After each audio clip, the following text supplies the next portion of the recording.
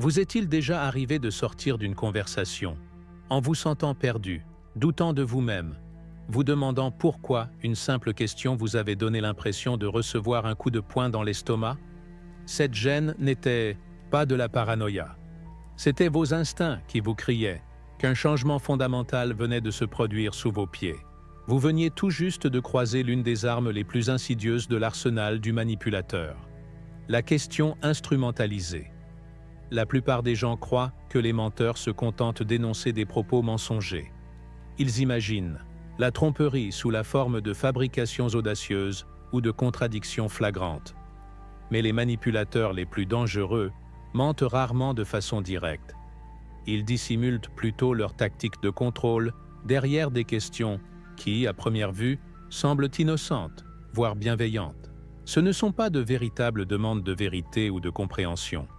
Ce sont des grenades psychologiques, destinées à faire exploser votre confiance et à remodeler la réalité à leur avantage. Ce soir, nous allons dévoiler 5 questions précises qui devraient vous donner des frissons dès que vous les entendrez. Plus important encore, nous vous armerons de la sagesse stoïcienne ancestrale qui vous transformera de proie en prédateur. À la fin de cette conversation, vous ne céderez plus jamais votre pouvoir à quiconque confond votre gentillesse avec de la faiblesse. Le champ de bataille n'est pas là où vous le croyez. Tant que vous vous concentrez sur les mots prononcés, la vraie guerre se déroule dans votre esprit. Les manipulateurs savent ce que la plupart des gens ignorent. Celui qui contrôle les questions contrôle la conversation. Et celui qui contrôle la conversation contrôle l'issue. Pensez à la dernière fois où quelqu'un vous a rabaissé en quelques mots. Il n'a pas eu besoin d'élever la voix ou de proférer des menaces. Il a simplement posé la bonne question au bon moment. Et soudain, vous vous êtes retrouvé à expliquer, à vous défendre, à justifier. Vous aviez été manœuvré dans une position où leur confort comptait plus que votre vérité. Ce n'est pas un accident, c'est une stratégie. Les anciens stoïciens faisaient face à la même guerre psychologique il y a 25 siècles. Ils ont développé des cadres mentaux que la psychologie moderne ne commence à peine à comprendre.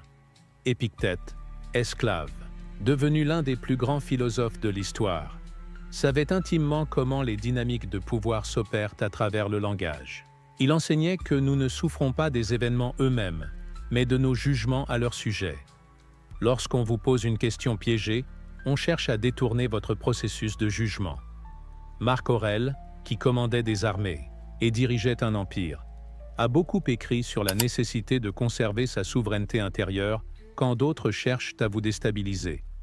Son journal intime révèle un homme défendant constamment son territoire mental contre des courtisans, des sénateurs et des généraux qui usaient de manipulations subtiles pour faire avancer leurs propres desseins.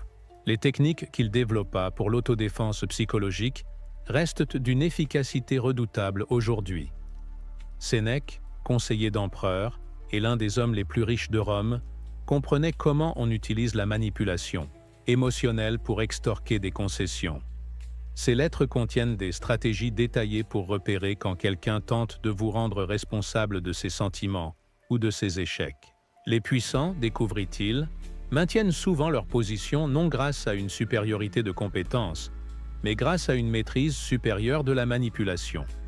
Ces philosophes ont forgé ce qu'ils appelaient l'apatheia, qu'il ne faut pas confondre avec l'apathie moderne, c'est-à-dire l'indifférence, mais plutôt comprendre comme un état d'observation clair et inébranlable. Quand quelqu'un tente de vous déstabiliser par des questions instrumentalisées, l'apatheia vous permet de rester présent sans réagir impulsivement. Vous observez leur stratégie sans vous laisser emporter par le courant émotionnel qu'ils cherchent à créer. La première question drapeau rouge, qui doit immédiatement mettre vos défenses en alerte, est d'une simplicité trompeuse. Pourquoi es-tu si sensible? Ce n'est pas une demande d'information. C'est une frappe chirurgicale contre votre droit à éprouver des émotions et à fixer vos limites personnelles. Celui ou celle qui pose cette question a identifié quelque chose qui vous tient à cœur et cherche à instrumentaliser votre bienveillance contre vous. Le message caché dans cette question est désastreux. Vos réactions émotionnelles seraient déraisonnables, vos limites excessives, et votre malaise la preuve d'une faiblesse personnelle plutôt que d'une préoccupation légitime. On fait passer votre capacité saine à reconnaître et répondre à un comportement problématique pour un défaut de caractère qui nécessite correction. Quand on vous demande pourquoi vous êtes si sensible, on ne cherche pas à comprendre, on exige votre reddition. On veut que vous présentiez des excuses pour avoir fait confiance à vos instincts, que vous soyez honteuse de votre intelligence émotionnelle et que vous baissiez vos défenses pour reprendre le comportement qui a déclenché votre réaction. Au départ, Sénèque écrivait que nous souffrons plus dans l'imagination que dans la réalité, et les manipulateurs exploitent magistralement cette vérité. En insinuant que votre sensibilité est le problème, ils vous invitent à vous percevoir comme foncièrement défaillante. Une fois que vous admettez ce récit, vous commencez à surveiller vous-même vos réponses, à réprimer vos instincts et à leur accorder la permission de franchir des limites qui existent pour de bonnes raisons. La réponse stoïcienne à cette manipulation est à la fois élégante et dévastatrice. Au lieu de défendre vos réactions émotionnelles ou d'expliquer pourquoi leur comportement vous inquiète, vous reformulez simplement la sensibilité en perception aiguë. Je suis observateur RIS. Pouvez-vous répondre calmement en maintenant le contact visuel? Est-ce que ça te dérange? Ce retournement inattendu brise souvent la contenance du manipulateur, qui s'attendait à de la défensive, pas à une redirection confiante. La deuxième question qui doit déclencher une méfiance immédiate est tout aussi insidieuse. Tu me fais confiance, non? Cette question déguisée en souci pour la relation est en réalité une exigence de crédibilité imméritée. Les personnes fiables démontrent leur fiabilité par des actions constantes dans le temps. Elles n'ont pas besoin de demander la confiance, elles l'ont déjà gagnée par leur comportement.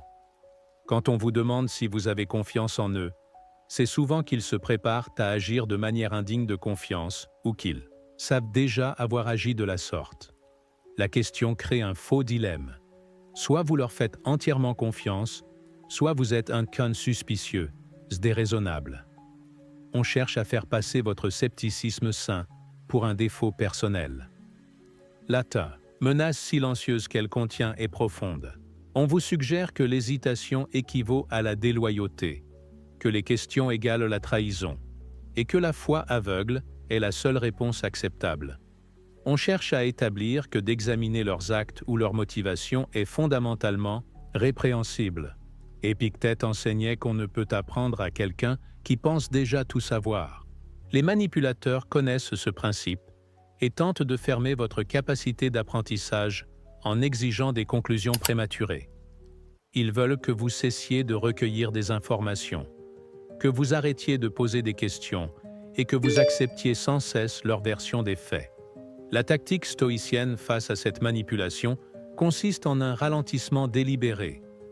Au lieu de vous empresser de les rassurer, vous vous arrêtez, respirez et répondez avec clarté.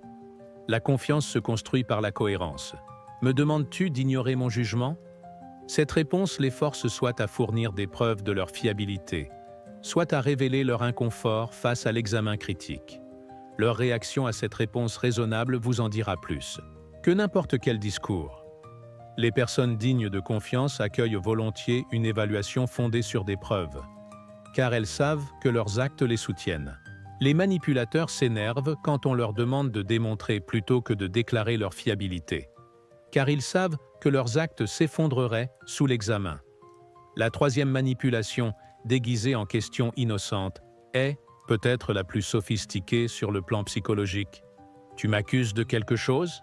Cette question est une technique de diversion magistrale qui transforme leur comportement problématique en votre suspicion problématique. Au lieu d'aborder ce qui a déclenché votre inquiétude, ils font de votre inquiétude le problème. Ce renversement stratégique accomplit plusieurs objectifs simultanément. Il fait de votre enquête raisonnable une attaque, vous faisant paraître agressif, veut plutôt qu'observateur RIS. Il vous force à justifier vos soupçons plutôt qu'à les amener à justifier leurs actes. Et il instaure un précédent, où questionner leur comportement devient plus problématique que le dit comportement lui-même. Le mécanisme psychologique derrière cette diversion est brillant de simplicité. Ils exploitent le désir de la plupart des gens d'être perçus, comme justes, raisonnables et non conflictuelles. En suggérant que vos questions constituent une accusation, il mise sur votre propension à reculer pour éviter de paraître dur ou jugeant. Marc Aurèle mettait en garde contre le fait de laisser les autres définir les termes du débat, surtout si ces termes vont à l'encontre de la recherche de la vérité. Quand on vous demande si vous l'accusez de quelque chose, on tente de faire passer la quête de preuves pour une agression. La contre-attaque stoïcienne est d'une efficacité dévastatrice. Le silence accompagné de précision. Vous maintenez le regard, marquez une pause délibérée, puis demandez simplement « Dois-je l'être ?» Cette assurance inattendue paralyse complètement leur stratégie de diversion, car ils s'attendaient à de la panique, pas à de la puissance. 9 fois sur 10, cette réponse les fait bégayer ou s'agiter, car ils avaient prévu de vous voir défensif, pas assuré dans votre questionnement. Votre refus de céder à leur recadrage comme attaque les ramène inévitablement à la question initiale qu'ils tentaient d'éviter. La quatrième question qui doit déclencher tous vos systèmes de défense psychologique se fait presque tendre dans son ton. « Te mentirais-je jamais ?»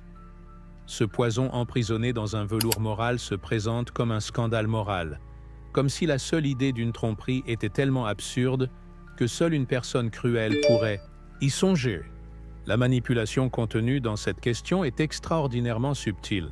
En feignant l'indignation morale face à l'idée de mentir, ils vous invitent à les voir comme fondamentalement incapables de tromper. Ils ne fournissent pas la preuve de leur honnêteté. Ils exigent que vous fournissiez la preuve de leur vertu en déclarant leur innocence sans enquête.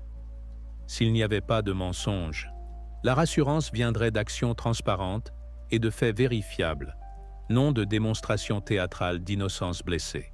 Quand on vous demande si on vous mentirait jamais, c'est généralement parce qu'on l'a déjà fait et conteste si vous en doutez. La question instaure un cadre moral fallacieux où douter d'eux devient un signe de votre mauvais caractère, plutôt que le reflet de leur comportement douteux. Il parie que votre désir d'être une personne confiante et bienveillante l'emportera sur vos instincts de protection. Sénèque comprenait que la manipulation morale se pare souvent des oripeaux de la vertu. Quand quelqu'un exige que vous prouviez sa bonté en ignorant les preuves de sa tromperie, il n'appelle pas à votre meilleure nature, il l'exploite. La réponse stoïcienne refuse de jouer selon ce cadre moral. Au lieu de répondre à la question de savoir s'il mentirait, vous pivotez pour vous concentrer sur la vérifiabilité. La vraie question est « Est-ce que je m'en apercevrai ?» Ce focus sur votre capacité à détecter la tromperie plutôt que sur leur capacité à mentir pulvérise complètement leur stratégie, car ils ne peuvent pas vous demander de feindre un manque d'observation que vous n'avez pas. La cinquième, et sans doute la plus épuisante des manipulations, se présente sous les atours de la raison. Ne pourrions-nous pas simplement passer à autre chose? Cette question déploie la tactique de la fatigue, cherchant à user votre persévérance jusqu'à ce que la vérité reste ensevelie sous le poids d'une urgence artificielle. Cette injonction à passer à autre chose remplit plusieurs fonctions pour le manipulateur. Elle impose des délais arbitraires pour vos enquêtes, suggère que poursuivre les questions serait déraisonnable ou obsessionnel, et fait de leur inconfort face à la responsabilité votre problème à résoudre, par un abandon pur et simple. Cette question survient souvent après qu'ils ont fourni des explications insuffisantes, détourné les questions substantielles ou offert des assurances qui n'adressent pas les véritables enjeux que vous avez soulevés. Plutôt que d'améliorer leurs réponses, ils veulent déclarer la conversation close et vos préoccupations officiellement rejetées. Marc Aurèle écrivait « Si quelque chose n'est pas juste, ne le fais pas. Si quelque chose n'est pas vrai, ne le dis pas. » Les manipulateurs savent que la plupart des gens finiront par accepter des vérités incomplètes ou abandonner des inquiétudes légitimes si on les presse d'aller de l'avant. La pression psychologique derrière cette question est importante parce qu'elle semble raisonnable en apparence. Qui ne veut pas aller de l'avant? Qui ne préfère pas l'harmonie au conflit? Mais passer à autre chose sans comprendre, c'est perpétuer les conditions qui ont créé le problème initial. La réponse stoïcienne refuse d'accepter ces échéances artificielles imposées par ceux qui bénéficient de votre confusion. Je passerai à autre chose quand j'aurai compris ce qui s'est passé. Cette patience ancrée leur refuse la porte de sortie de votre fatigue et maintient la focalisation sur la véritable question plutôt que sur leur confort. Leur réaction à cette limite raisonnable révèle leur véritable priorité. Les personnes soucieuses de la vérité et de la santé de la relation accueillent le temps nécessaire à une résolution authentique. Les manipulateurs s'énervent de plus en plus quand on rejette leur calendrier pour éviter d'être tenus responsables. À travers ces 5 questions instrumentalisées, des motifs récurrents émergent et dévoilent la psychologie sous-jacente de la manipulation. Chacune cherche à présenter vos réponses saines comme déraisonnables. Chacune instaure de faux délais, de faux cadres moraux ou de faux choix binaires favorables aux manipulateurs. Le cadre stoïcien offre des outils constants pour la reconnaissance et la riposte. L'observation avant la réaction vous empêche d'être emporté par le courant émotionnel qu'ils tentent de créer. Le détachement calme vous permet de voir leur stratégie clairement sans devenir défensif. Le questionnement principiel redirige la conversation vers la vérité, plutôt que vers leur confort. Peut-être plus important encore, la philosophie stoïcienne redéfinit les caractéristiques que les manipulateurs cherchent à transformer en faiblesse. La sensibilité devient un radar précoce. Le scepticisme sain devient une précaution appropriée. Le fait de poser des limites devient de l'amour-propre. Les questions redeviennent des outils de découverte plutôt que des armes d'attaque. La personne qui demeure éveillée pendant ces conversations devient réellement redoutable pour les manipulateurs, car elle ne peut pas être poussée à des conclusions hâtives ni honteuses d'abandonner des préoccupations légitimes. Elle n'a pas besoin de validation extérieure de ses perceptions, ayant appris à faire confiance à son propre jugement. Les manipulateurs comptent lourdement sur le désir de leur cible d'être perçue comme raisonnable, confiante et harmonieuse. Ils exploitent ces qualités positives en suggérant que fixer des limites, poser des questions ou faire confiance à ses instincts violerait ses valeurs. Le stoïcien sait que la véritable raison exige des preuves, que la confiance authentique requiert une démonstration et que la paix réelle ne peut se bâtir sur une vérité dissimulée. Au-delà des questions spécifiques, les manipulateurs œuvrent sans cesse à altérer vos réponses émotionnelles à la pensée logique. Ils veulent que vous vous sentiez coupable d'être analytique, honteux de poser des limites, et froid de refuser de privilégier leur confort sur votre clarté. Cette manipulation émotionnelle représente sans doute leur stratégie la plus insidieuse, car elle attaque votre relation à vos propres processus mentaux. Ils veulent que penser semble mal, que questionner semble méchant. Ils ont besoin que vous perceviez la mise en place de limites comme de la cruauté et la collecte de preuves comme de la paranoïa. Le cadre stoïcien inverse complètement ce conditionnement émotionnel. Les limites saines deviennent des expressions d'amour-propre plutôt que des barrières aux relations. Les questions rigoureuses deviennent des outils de vérité plutôt que des armes de suspicion. La quête de la paix fondée sur la compréhension plutôt que sur l'évitement devient une vertu plutôt qu'un obstacle. La prise de conscience de ces schémas procure une immunité à leur efficacité. Quand vous reconnaissez que quelqu'un est plus mal à l'aise à cause de vos questions qu'enthousiaste à apporter des éclaircissements, vous avez identifié un point de données crucial. Lorsqu'il semble plus investi à interrompre votre enquête qu'à répondre à vos préoccupations, il a dévoilé ses véritables priorités. La liste de contrôle interne devient simple mais puissante. Qui, dans cette conversation, cherche la vérité et qui cherche le contrôle? Qui se sent plus à l'aise lorsque l'information circule et qui s'agite? Qui accueille vos questions et qui tente de vous faire honte de les poser? Votre sensibilité à ces dynamiques n'est ni une faiblesse ni de la paranoïa. C'est une reconnaissance sophistiquée de schémas qui vous protège des personnes qui confondent votre gentillesse avec la stupidité et votre confiance avec la cécité. Celui ou celle qui sait rester calme tout en demeurant immuable face à la manipulation psychologique a accompli quelque chose de véritablement puissant. L'objectif n'est pas de devenir méfiante envers tout le monde ou de présumer de mauvaises intentions à chaque interaction. L'objectif est de conserver votre capacité à penser clairement lorsqu'on tente de la perturber. La plupart des personnes ont de bonnes intentions la plupart du temps. Mais lorsque vous rencontrez quelqu'un qui n'en a pas, votre faculté de reconnaître et de répondre à la manipulation peut vous épargner des années de confusion et de doute de soi.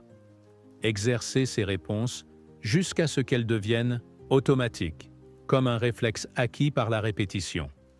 Quand quelqu'un vous demande pourquoi vous êtes si sensible, votre réponse interne immédiate devrait être la reconnaissance plutôt que la défensive. Quand on vous exige une confiance imméritée, vous devriez ressentir de la curiosité plutôt que de la culpabilité. Les anciens stoïciens comprenaient que la liberté commence dans l'esprit. Personne ne peut contrôler vos pensées sans votre coopération, et personne ne peut manipuler vos réactions sans votre participation. Lorsque vous refusez d'accepter leurs cadres émotionnels, leurs définitions morales ou leurs délais arbitraires, vous sortez entièrement de leur jeu.